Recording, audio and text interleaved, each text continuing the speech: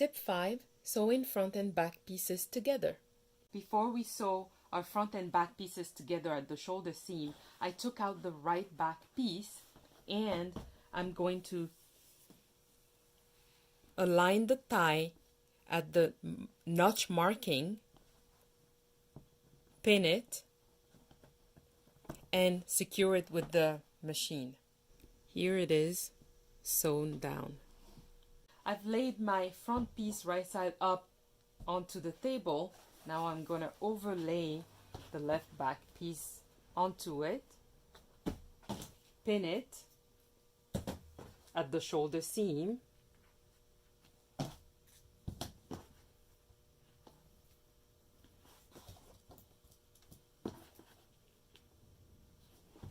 then I'll repeat the same thing with the right back piece and pin it at the shoulder seam. And once it's done pinning, we're going to go ahead and sew the shoulder seam shot. I'm going to sew the shoulder seam with 1/2 inch seam allowance, and make sure you back stitch before and after you sew.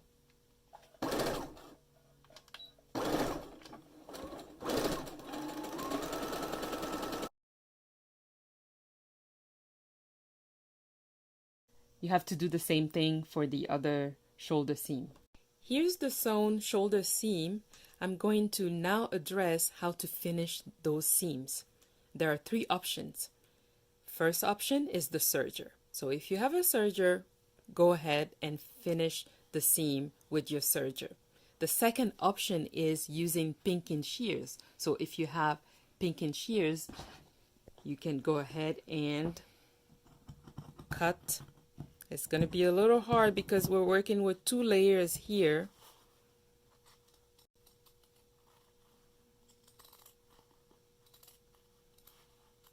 So you're going to use that and neaten your seam. Here's the third and final option. You can use your sewing machine's zigzag stitch and achieve the same finishing as a serger. For this machine, the zigzag stitch is number 4, so we have 4 here, but you want to play with your machine stitch and length. For mine, I put the length at 5 and I put the width of the stitch at 1 because I want a wide zigzag stitch.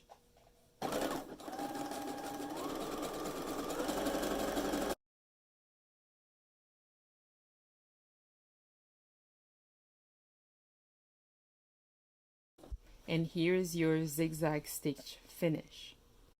Now that the shoulder seams are sewn, I'm going to show you how to apply the bias tape onto the neckline. So first, I'm going to measure the length of my neckline from side to side. Mine is probably going to be different from yours. I'm sewing a size large, so if you're sewing a small or a medium, yours is going to be different. So the total length of my neckline is 28 inches. So out of the bias strips that I cut from the leftover fabric, I got a little over 2 yards of worth of the bias tape. So I went ahead and cut 28-inch strips out of that 2 yards. So I'm going to take one of the strips, lay it over the edge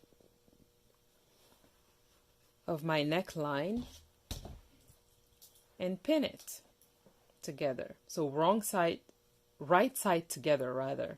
Right side together.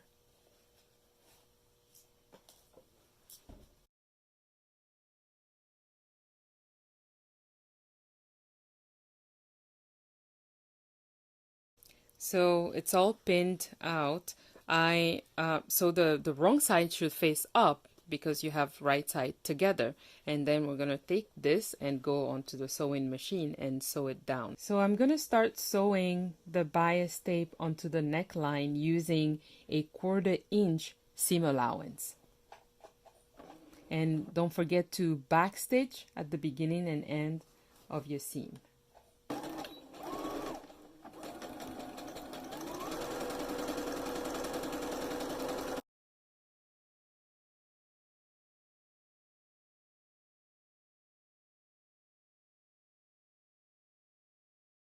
And then because we were not able to press this fabric, just use your hands to press down the seam, press open the seam of your bias tape so that it doesn't bulk.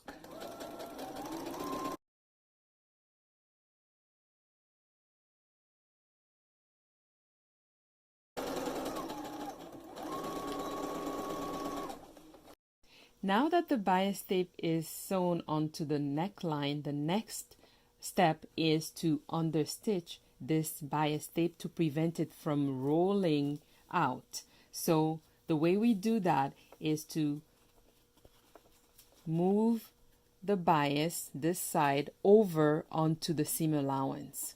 See, you have the seam allowance, you fold the bias over onto it, and you're gonna sew at the edge on this side. So make sure that your seam allowance is under the bias tape and not under the garment itself.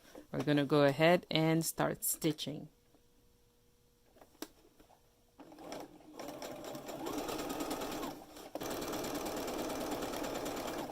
So as I go, I'm making sure that my seam allowance is under the bias tape.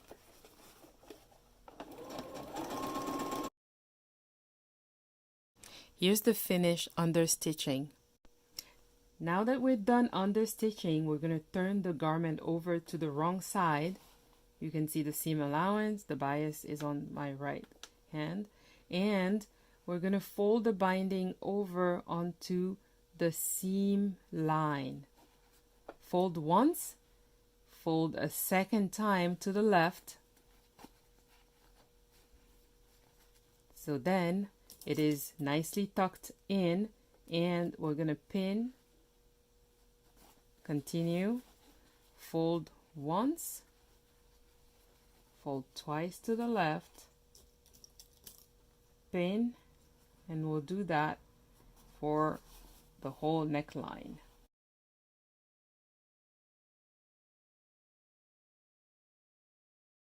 Now that it's all pinned down, I'm going to go ahead and top stitch it down on the wrong side of the fabric at the edge. Make sure that it's about 1/8 of an inch.